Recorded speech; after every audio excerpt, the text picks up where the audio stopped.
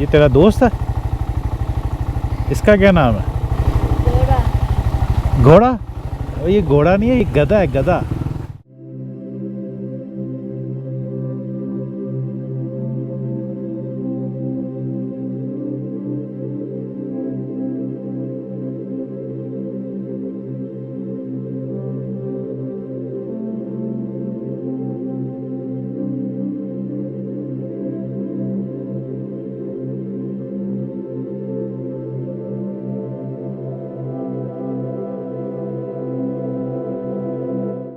السلام علیکم، welcome to my YouTube channel. امید کرتا ہوں آپ سب خیریت سے ہوں گے۔ میں اس ٹائم ہوں جی چلاس میں۔ لاسٹ ایپیسوڈ میں آپ نے دیکھا ہوگا کہ میں نے ناران سے بابو سر ٹاپ کو ایکسپلور کیا تھا، اس کے بعد چلاس آ کے میں نے اسٹے کیا تھا۔ ابھی میں نکل رہا ہوں چلاس سے، راستے میں استو روڈ کو ایکسپلور کرنے کے بعد چلم میں جا کے میں اسٹے کروں گا۔ میرا جو لاسٹ ڈیسٹینیشن ہے ریمبو لیک اور دیوسائی نیشنل پارک، وہاں پہ بھی بہت ہی خوبصورت شوسر لیک ہے، اس کو بھی ایکسپلور کرنے کی کوشش کریں گے۔ امید کرتا ہوں آپ میرے ساتھ رہیں گے۔ تو چلے آج کیا یہ لوگ اسٹارٹ کرتے ہیں۔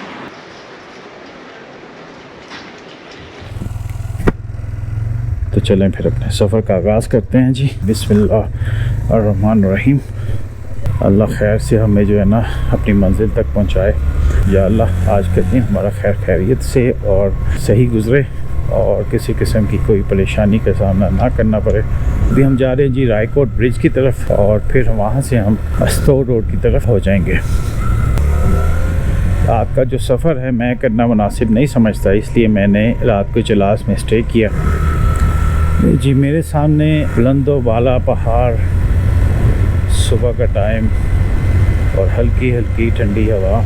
میں اس ٹائم جس روڈ پہ سفر کر رہا ہوں اس کا نام ہے سلک روڈ، اور یہ شاہراہ قراقرم سے کنیکٹڈ ہے۔ چلاس گلگت بلتستان کا چھوٹا سا شہر ہے۔ یہ دیامیر ڈسٹرکٹ کا کیپٹل ہے۔ چلاس سے رائے کوٹ برج کا راستہ تقریباً 56 کلومیٹر ہے۔ بھاشا ڈیم اور داسو ڈیم بھی اسی علاقے میں تعمیر ہے۔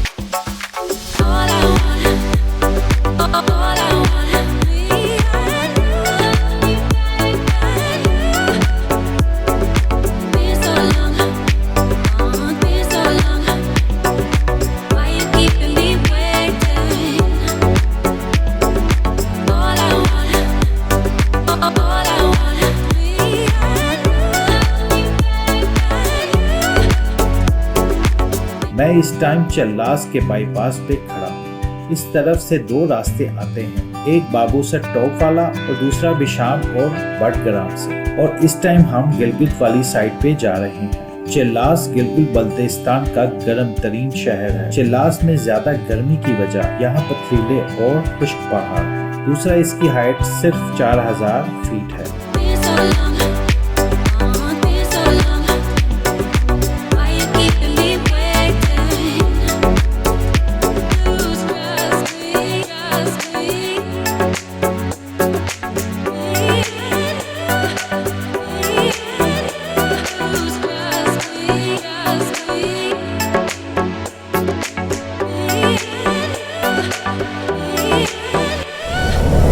جی یہاں پہ ہلکی ہلکی بارش کا لگ رہا ہے مجھے کہ سین بن رہا ہے۔ اللہ کرے کہ بارش نہ ہو۔ اس کی وجہ یہ ہے کہ میرا رین کوٹ بیگ کے اندر ہے، اور مجھے پھر ساری پیکنگ اوپن کرنی پڑے گی، وہ نکالنا پڑے گا۔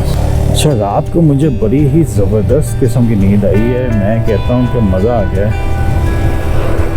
بس لیٹا ہوں اور آنکھیں بند ہو گئی، پتہ ہی نہیں میں کہاں پہ ہوں۔ کہ بائک اتنی چلانے کے بعد جو تھکاوٹ ہو جاتی ہے، بڑی ہی اچھی نیند آئی۔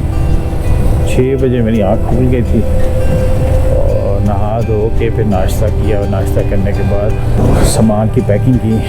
کیا بات ہے جی، میرے سامنے کتنا خوبصورت نظارہ آپ دیکھ رہے ہیں، کیا سیدھا اور روڈ دیکھیں آپ کہ پہاڑوں کے بیچ میں اکیلا میں یار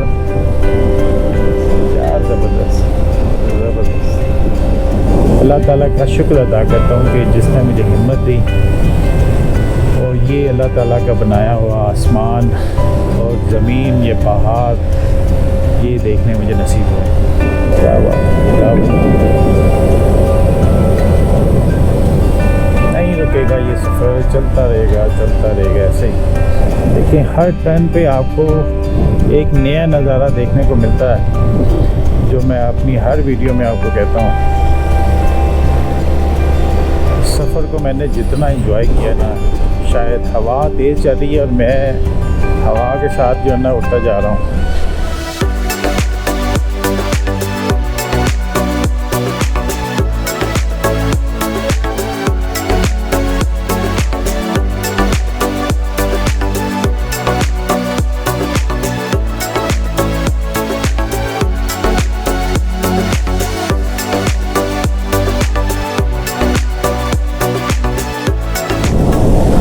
نیچے کی طرف جا رہا ہوں اور سپیڈ زیادہ ہو جاتی ہے بائک کی، لیکن میں ذرا سلو ہی رکھ رہا ہوں کیونکہ احتیاط ضروری ہے۔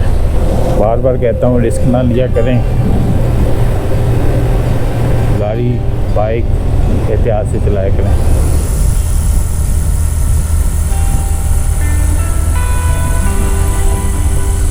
میں اس ٹائم چلاس کیڈٹ کالج کے سامنے کھڑا ہوں۔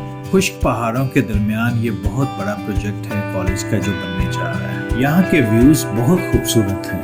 یہاں جو اسٹوڈنٹ آئیں گے، ایک تو وہ پڑھیں گے، اس کے ساتھ ساتھ خوبصورت نظاروں کو بھی انجوائے کریں گے۔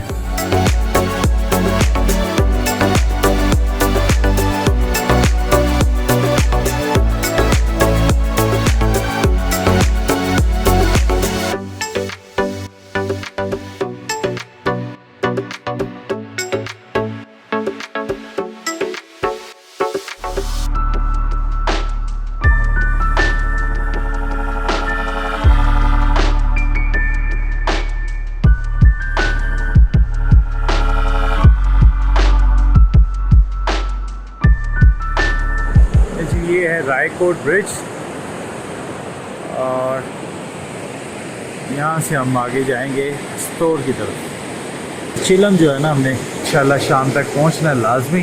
رائے کوٹ برج سے یہ راستہ خنجراب، ہنزا اور گلگت کی طرف جاتا ہے اور ہم جا رہے ہیں گلگت کی طرف۔ گلگت یہاں سے 68 کلومیٹر ہے۔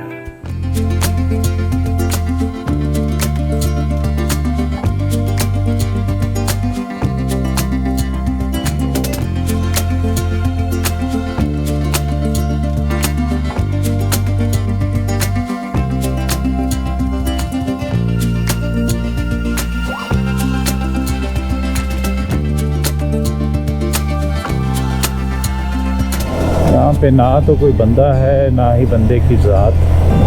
میں کسی سے پوچھ لوں ایک دفعہ، ایسے تو مجھے لگ رہا ہے کیونکہ مجھے ابھی تک کوئی ٹرن نہیں آیا تو میں صحیح جا رہا ہوں، لیکن میں نیویگیشن لگا ہی لیتا ہوں کیونکہ ٹینشن ہو رہی ہو نا، اس کو ریلیز کر دینا چاہیے۔ میپ پہ میں نے چیک کیا، میپ پہ مجھے بتا رہا ہے راستہ تقریباً یہاں سے 4 کلومیٹر اسٹور کا ٹرن آئے گا اور وہ روڈ جو ہے نا سیدھا چیلم کی طرف جائے گا۔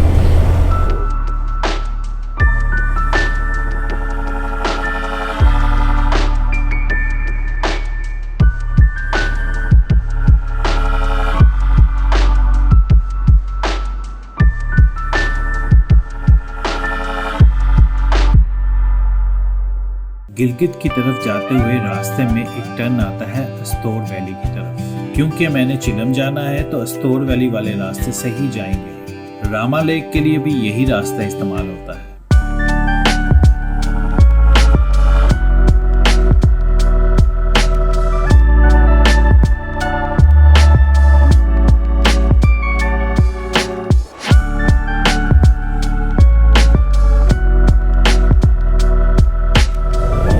اتنی تیز ہے کہ اوپر سے میں نے اکثر دیکھا ہے چھوٹے چھوٹے پتھر گر رہے ہیں۔ اتنی ہوا تیز ہے کہ میری بائک جو ہے نا وہ ساتھ نہیں دے رہی۔ یہ جو سامنے آپ ٹریک دیکھ رہے ہیں یہ تقریباً 10 کلومیٹر کا ٹریک ہے جو بہت خطرناک ہے۔ اس ٹریک پہ 2 گاڑیاں بہت مشکل سے گزرتی ہیں۔ جب بھی کسی خطرناک موڑ سے آپ گزریں تو ہارن کا استعمال لازمی کریں۔ ताकि सामने वाले को पता चल जाए कि दूसरी तरफ से कोई आ रहा है। रायकोट ब्रिज से चिलम चौकी का रास्ता 107 किलोमीटर है। जब आप सफ़र पे होते हैं तो आपको बहुत ज़्यादा भूख लगती है और मैं दूर दूर तक देख रहा हूँ, मुझे खाने पीने की कोई जगह नज़र नहीं आ रही। अजी ये चेक पोस्ट आई यहाँ पे, कह रहे नीचे से होके आ जाए। अच्छा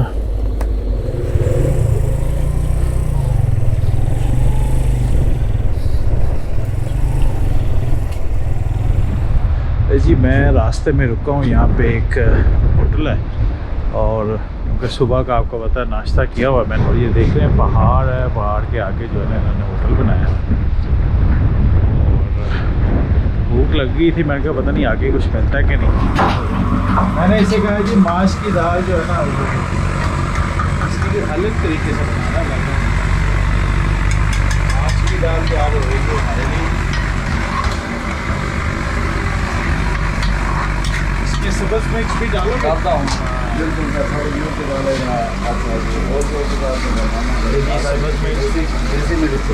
क्या इधर के लोकल मिर्च है। अच्छा, लोकल भिंडी इस्तेमाल करते हैं इस वक्त। लोकल यानी कि यहाँ की तैयार चीज़ें होती हैं। बिल्कुल बिल्कुल, तकरीबन प्याज भी लोकल, टमाटर भी लोकल, प्याज भी लोकल, टमाटर भी लोकल। अच्छा, मेरे लिए स्पेशली जो है मैंने इसे कहा मिर्च जो है ना वो काटे, थोड़ा मज़ेदार किस्म का खाना हो जाएगा, स्पाइसी।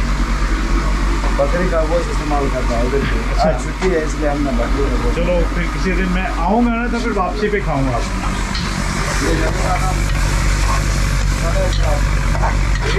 जगह का नाम पता है? नहीं, बताएं क्या नाम है जगह? ये जिला स्टोर में आता है, छोटा सा गाँव है मुश्किल। जिला स्टोर का तो पता है, हमने स्टोर के रास्ते में। मुश्किल है, मुश्किल मुश्किल मुश्किल। हाँ। अच्छा अच्छा, ये होटल का नाम है रिवर व्यू। River view. हाँ जी बिल्कुल सही। नहीं जी, हमारी जो है ना माश की दाल और सब्ज़ मिर्च, प्याज बड़ा ज़बरदस्त लग रहा है मुझे। अच्छा जी, और 2 रोटी इस टाइम आ चुकी है। अब हम इसको जो है ना खाएंगे, आगे थकावट बहुत हो जानी है और रास्ते में पता नहीं कुछ मिलता है कि नहीं खाने के लिए।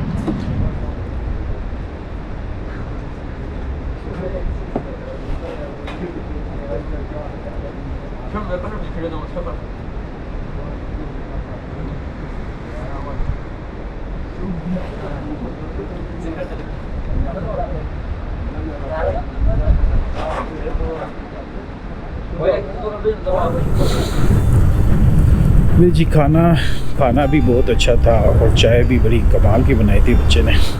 और अभी हम खाना खाने के बाद अपने रास्ते पे हैं जी, और इंशाल्लाह मगरिब से पहले चिलम पहुंचने की कोशिश पूरी होगी।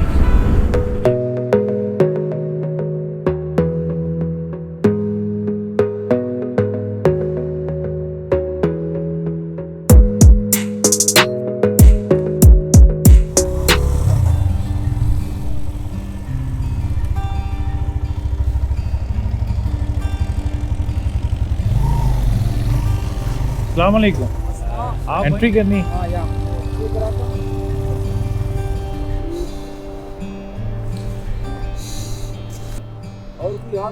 नहीं जी, मैं अकेला हूँ। मैं लाहौर से। मैं चिलम ही जाना है अभी। अभी चिलम स्टे करूँगा, फिर आगे चिलम। बहुत शुक्रिया। ये आर्मी की यहाँ पे पहली चेक पोस्ट है और यहाँ से समझें कि इनका आर्मी की कंट्रोल जो है ना सारा स्टार्ट हो जाता है।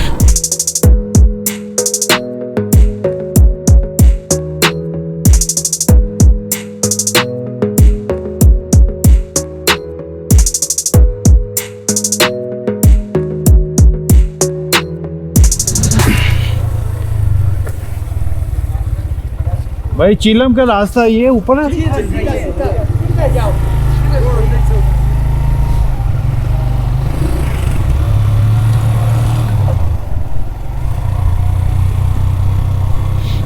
ये स्टोर बाज़ार से अभी गुजर रहे हैं हम, और ये काफ़ी बड़ा बाज़ार है पीछे से, और तकरीबन 2 किलोमीटर तो गुजर चुका है। जी अस्सलाम वालेकुम।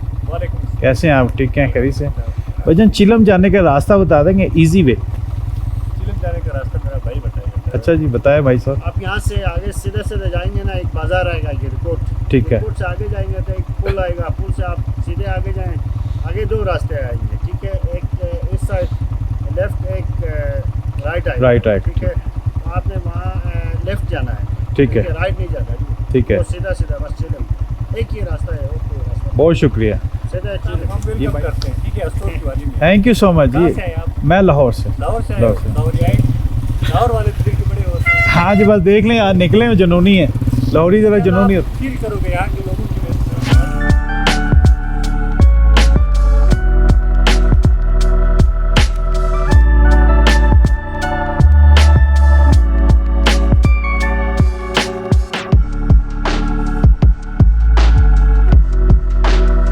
کدھر جا رہا ہے؟ کیا نام ہے تیرا؟ اسامہ. اچھا, یہ تیرا دوست ہے؟ اس کا کیا نام ہے؟ گھوڑا.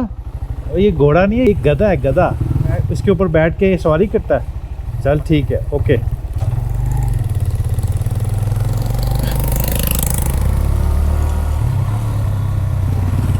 یہاں پہ کافی میں نے دیکھا ہے لوکل سارے بائکوں پہ اور گاڑیوں میں جا رہے ہیں. کوئی لگتا ہے کوئی جلسہ جلسہ ہے ان کا.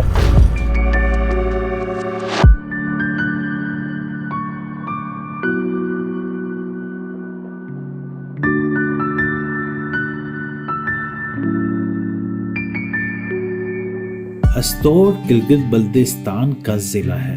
استور میں 14 گاؤں آتے ہیں. وادی استور کا رقبہ 5092 کلومیٹر ہے اور یہ 8500 فیٹ کی بلندی پر ہے. وادی میں داخل ہونے کے بعد قریب ترین گلیشیئر سیاچین گلیشیئر ہے. اچھا, میں نے یہاں کے لوگ دیکھے ہیں, بڑے ہی فرینڈلی ہیں, بڑے ہی اچھے اور بڑی محبت سے پیش آنے والے لوگ ہیں. جنہیں بھی میں دیکھتا ہوں تو وہ آگے سے جو ہے نا سلام کرتے ہیں اور بڑے اچھے طریقے سے پیش آتے ہیں. جن سے بھی راستہ پوچھا انہوں نے آگے سے یہ کہا کہ بھئی اگر آپ نے اسٹے کرنا ہے تو ہمارے پاس اسٹے کریں, آپ ہمارے مہمان ہیں. لوگوں کی یہاں زندگی کتنی خوبصورت ہے کہ یہ پہاڑوں میں رہتے ہیں, دل فریب نظاروں کے بیچ میں رہتے ہیں.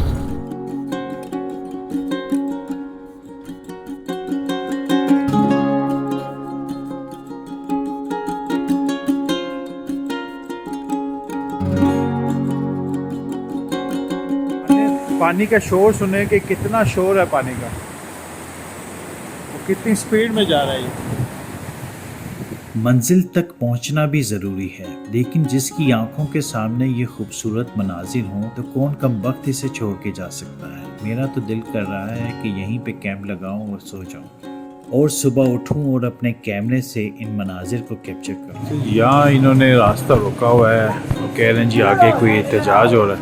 اب میں نے پہنچنا تھا چیلم لازمی رات سے پہلے, لیکن مجھے لگ رہا ہے کہ مشکل ہے. یہ راستہ آدھے پونے گھنٹے میں کھولیں گے پھر ہی میں جاؤں گا.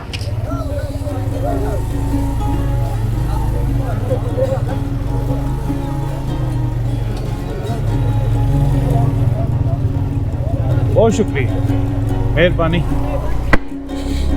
بڑی مشکل سے راستہ دے دیا انہوں نے. میں نے انہیں ریکویسٹ کی ہے کہ مہربانی مجھے جانے دیں, مغرب ہونے والی ہے, چاہے رات ہو جائے, چیلم پہنچنا ہے. اگر میں وہاں نہیں پہنچتا تو پھر میرا کل کا ٹائم پھر میرا مزید اور جو ہے نا ویسٹ ہوگا. اور میں نے منی مرگ جانا ہے, ریمبو لیک کو ایکسپلور کرنا ہے, دیکھنا ہے. وہ پھر میرے لیے پھر ایک دن اور مزید ضائع ہوگا, تو میں اسے نہیں ضائع کرنا چاہ رہا. چاہے میں 10 بجے پہنچوں, پہنچنا لازمی. دیکھ رہے ہیں اندھیرا ساتھ ساتھ بڑھتا جا رہا ہے, لیکن فاصلہ بھی کافی ہے. جیسے میں نے شروع کیا تھا اکیلا, اور اس کو ختم بھی اکیلا ہی کروں گا, کیونکہ اکیلے ان راستوں پہ سفر کرنا تھوڑا مشکل ہوتا ہے. لیکن سولو رائڈنگ کا, سولو کیمپنگ کا اپنا ہی مزہ ہے. الحمدللہ میں اس ٹائم چیلم میں ہوں اور خیر خیریت سے پہنچا ہوں. ابھی میں سونے لگا ہوں کیونکہ بہت زیادہ تھکاوٹ ہو چکی ہے, اور انشاءاللہ جو ہے نا میں کل صبح نکلوں گا منی مرگ, ریمبو لیک کو ایکسپلور کروں گا. اگر آپ کو آج کی ویڈیو پسند آئی تو چینل کو سبسکرائب کیجیے, ویڈیو کو لائک اور شیئر کیجیے. پھر انشاءاللہ ملاقات ہوتی ہے نیکسٹ ویڈیو میں. اللہ حافظ.